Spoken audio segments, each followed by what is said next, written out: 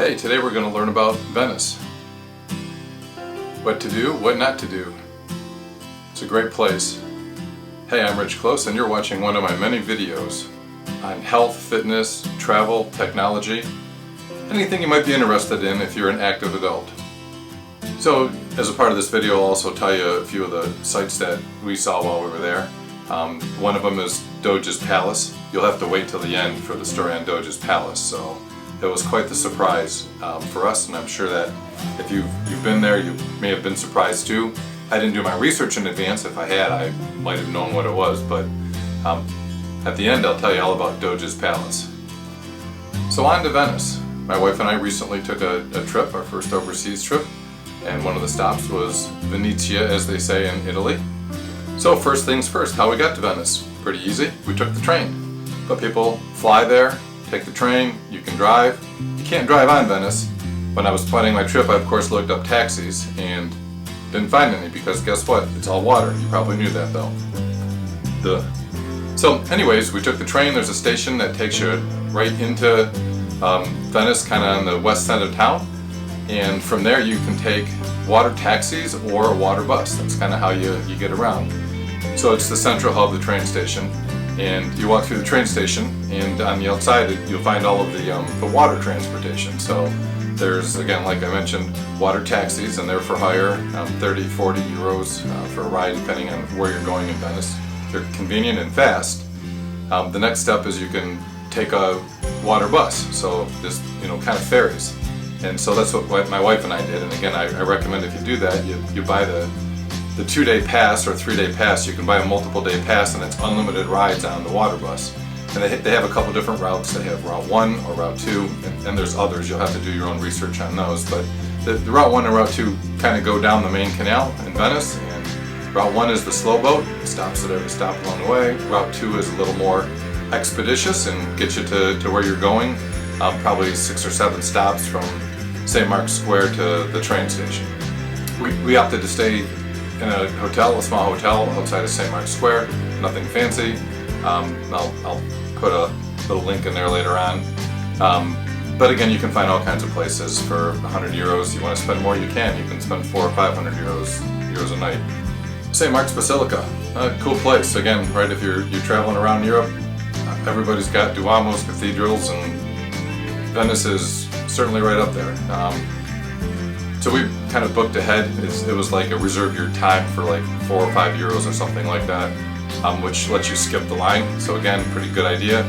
I think I set ours up for 3 in the afternoon, and there was a pretty long line. I don't know what the wait was.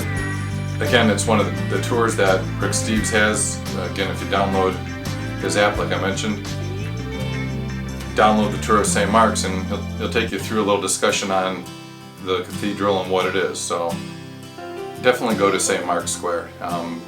During the day it's busy, lots of people, obviously going to the Basilica, but have a look around and go back at night if you stay in Venice. That's one of the reasons to stay over by St. Mark's. It's they have bars in the square, and you'll see all the chairs set up during the day. And it's pretty cool. They have a 6 or 7 piece orchestra band playing, and they do dueling bands in the evening. So grab a drink, relax, and watch the dueling bands. It's a kind of a unique, cool thing to do if you're there. So in St. Mark's Square, you'll see the bell tower. There's a tour. You can actually take the elevator to the top. I recommend it. It's a great view from the top. You can see all around St. Venice, Grand Canal. Amazingly, you don't see much water other than looking south right across the bays. But the rooftops and all that are cool. When you're at the top, you'll notice the bells. Take a look at the old and the new school on how the bell ringers work. Some are electronic hammers, and the old days were the big gongers, so very interesting. Gondolas everywhere. So if you're a hopeless romantic, you might want to take a gondola ride. We checked into it. It was about 100 euros for a half hour in the afternoon, and it goes up to 120 euros at night for a half hour. So maybe your side hustle in retirement is to become a gondolier, right? If you love boating. It's not really boating in my mind, it's more like paddling a canoe. But the guys are pretty amazing how they handle the gondoliers, and rumor has it they make the most money of anybody. More money than the taxi drivers, more money than the people running the ferry. So I guess at 120 bucks a half hour doesn't take much. And so if you're going to Venice, again, and it's really anywhere in Europe, Rich Steves, I read his book before I went. I highly recommend you get the book, read up on Venice when you go. But download the app. He's got an app that's free. And in the app there's different audio guides that you can download, again, for free. It's a great value. The one tour that I liked was he actually has you get on the #1 boat, right, at the train station, and then you turn on the app, and each of the stops along the way, he tells you the stop he's at, and then he describes a little bit before or after what you're seeing around that stop in Venice. So it's kind of a great little tour. Friends of ours that go to Italy a lot, they recommended that you get off the beaten path and find restaurants in the back alleys. They'll be a lot more affordable, not a lot of wait. Kathy and I, we prefer the water view, so we paid a premium, I think, for our food, and it wasn't bad. You also may want to ask at some of the nicer hotels, just go in even if you're not staying there and talk to the concierge. You'll hear that tip from me a lot. Okay, if you're going to stop for a snack, I like to stop for an afternoon beer, places like that, right? So wine's popular. The beer's not so good anywhere in Italy as far as I'm concerned. So if you're from Italy and you're watching this video, sorry, but come to the States. We have a lot of choices on beer. I'm not a big wine drinker, so again, I think if you're into wine, that's the better ticket. Drink more wine. What I did find in Italy was limoncello, so shopping everywhere. And turn left, turn right, there's stores. There's the main drag as you kind of walk up towards the Grand Canal from St. Mark's Square, with all kinds of shops, designer shops, leather goods, souvenir shops, little restaurants, little cafes, piazzas here and there. You can explore all over. I'm sure we didn't do Venice justice for what we did and the amount of walking we did. I think there's half of it that we didn't even come close to seeing. We kind of stayed on the east side of the Grand Canal. There's the whole west side of the Grand Canal. So off one of the islands, they actually make a lot of decorative glass, so Murano glass. A lot of you have heard of that. You'll find it for sale in the main center of Venice Island, but you can also take a ferry, go to Murano Glass, and take a tour of the glass plant. We didn't have the time when we were there, but I've heard if you're interested in kind of manufacturing and how they do things along those lines and blowing glass, it's a really cool tour. Doge's Palace was quite the surprise. So we booked a tour there early. Again, I recommend you do that. Again, if you're traveling from the States or elsewhere, you can go in advance. We booked an English-speaking tour. By the way, pay attention to the time. Our tour started at 5 to 10. I thought it was 10 o'clock. We were 5 minutes late. Everybody was a little unhappy with us, but they got past it. So Doge's Palace. You think of palace, you're thinking princes and kings, and it's a beautiful building on the outside. Well, Doge's Palace is a prison. It was actually back in the early days of Venice, it was where the government was. So the judges, the representatives, the house, and the prison. And so one of the other sites you'll see in Venice is the Bridge of Sighs. It actually connects Doge's Palace to the prison. And that's where they took the prisoners back and forth when they were going up for court hearings. So it's an interesting tour, just not what I expected. So all kinds of paintings in the government side of the building and the courts, just beautiful rooms. And then you've got the prison side, not so beautiful, on the other end of the palace. So Bridge of Sighs, probably named for the right reason. People weren't obviously happy going back and forth. But it's a big tourist picture spot. If you knew what was happening there, maybe it wouldn't be such a big tourist spot.